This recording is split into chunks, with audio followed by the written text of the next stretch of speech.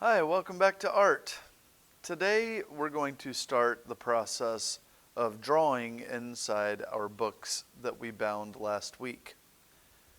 I've included more examples of prehistoric cave painting from Chauvet Cave in France. Chauvet Cave was discovered in modern times, and the cave had been sealed for thousands of years, which helped to preserve these cave paintings.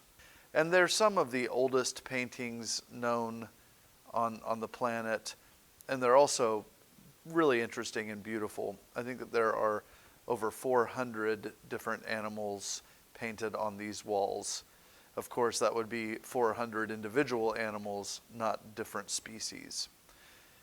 I chose two of the animals from the presentation from Chauvet Cave. I chose the lion and the horse, and on the cover of the book, I drew the lion and the horse.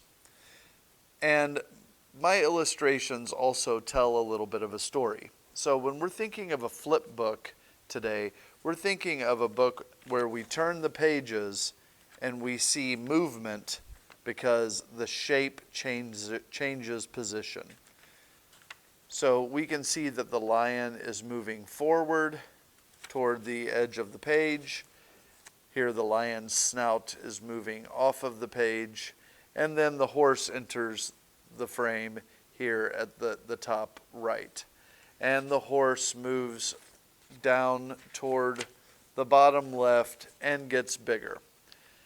In the demonstration video, I talked to you about tracing the shape that you've drawn, the animal that you've drawn, onto the back of the paper so that you can do a transfer process or move your drawing onto your book.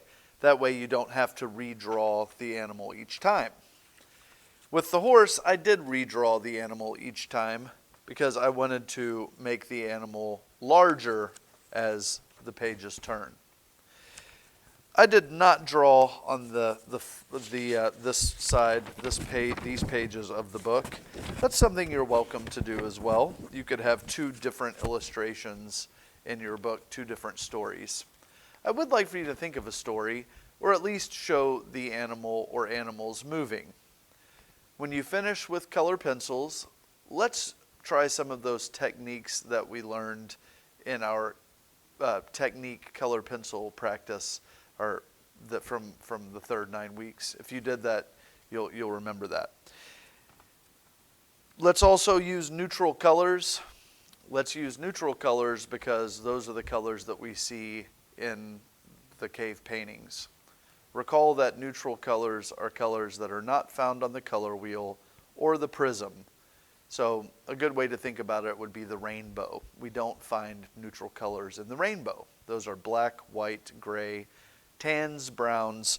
In this case, I used this yellow ochre color.